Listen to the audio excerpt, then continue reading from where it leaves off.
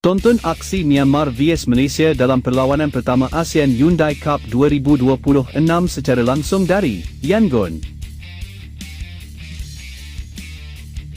Aksi pembukaan kumpulan B ASEAN Hyundai Cup 2026 menyaksikan pertemuan antara Myanmar dan Malaysia menjadi tumpuan peminat bola sepak tanah air bagi memulakan kempen edisi ini dengan langkah kanan.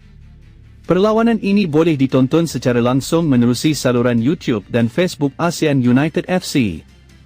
Namun, siaran tersebut disekat untuk sesetengah negara, termasuk Malaysia.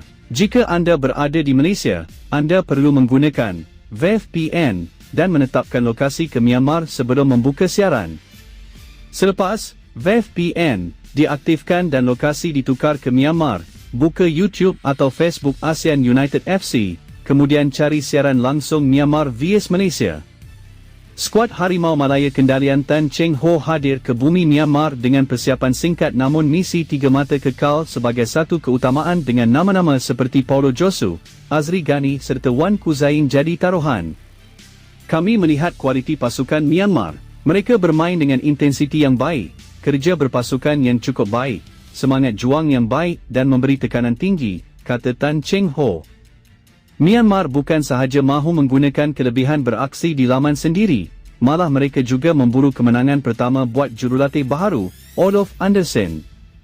Namun, Tan Cheng Ho tidak melihat perkara itu sebagai ancaman besar buat Harimau Malaya apabila turun di Stadium Tuna.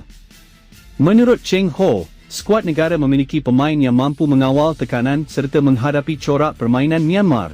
Saya fikir kita mempunyai pemain yang mampu menyerap tekanan dan cara permainan Myanmar. Saya pasti pemain kita bermotivasi untuk bermain menentang Myanmar.